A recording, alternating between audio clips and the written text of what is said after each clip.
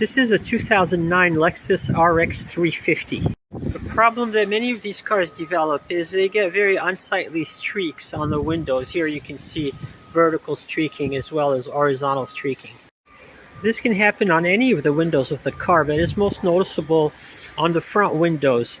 This window has been thoroughly cleaned recently, so it doesn't look too bad. But in this video, I'm going to show you how to solve this problem once and for all.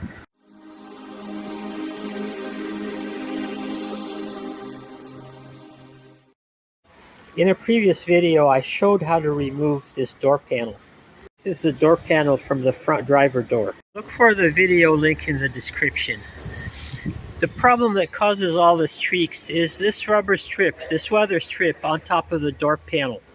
With aging and environmental factors, it starts to decompose and it deposits a residue on the window. The solution is to replace this weather strip. These are the replacement weather strips for the front doors that I purchased from a source online. These are the part numbers, and I will provide links in the video description. This is the part number for the other side. Notice the difference in the two part numbers. Now I'm going to show you how to install these weather strips. These weather strips are mounted to the top of the door with 4 clips along the length of the door. To remove the clips, it's very simple. You just push on the clip with a small screwdriver and you pull upwards as you push, and then the clip comes out just like this. So here's the new weather strip and the old weather strip side by side.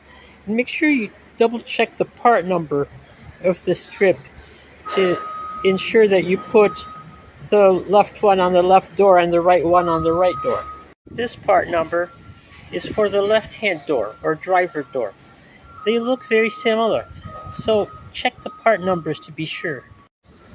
All that you have to do is position the clip on top of the rectangular cavity and push it in. There's nothing to it.